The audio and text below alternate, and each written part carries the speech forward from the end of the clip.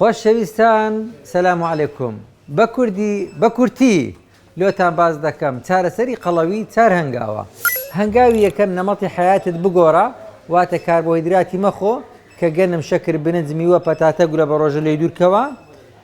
جوولەت زیادکە، باشترین چاکترین بێمەسرەفترین ڕاضە لە بۆ قەڵەوە خۆشەویستەکان ڕۆیشتنی بە پێیانە لاقت بجوولێ بە نەعلەینە کالێ لەبەرکە و غاریش مەدە تاوەکو چۆکت ئەزیێت نەخواتن و خەوتان ڕێک بێخن.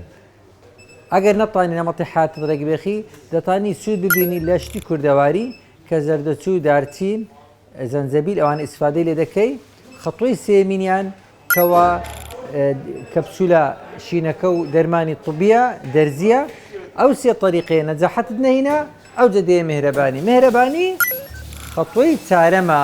خەتۆی چارەمینیشان کەوا پێ کاتیە لە دوو بەشەکیان بە بێ عەمەلیات، بەشەکیان بە عەمەلیات. ئەوانەی بە بێ عەمەلیات دوو بەشن، پێی دەرێن باڵۆن. باڵۆنیش هەیتمان بە بێ بەنج بە بێ بەنج کە پێی دەرێن باڵۆنی زیرەک لۆ 3 مانجیە، بە بەنج پێی دەرێن باڵۆنی ئاسایی لە بۆ 6 مانجیە.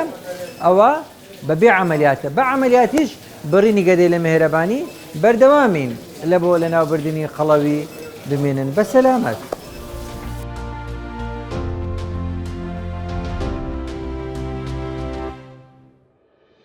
میهرەبانی، دڵسۆزی و لێزانی.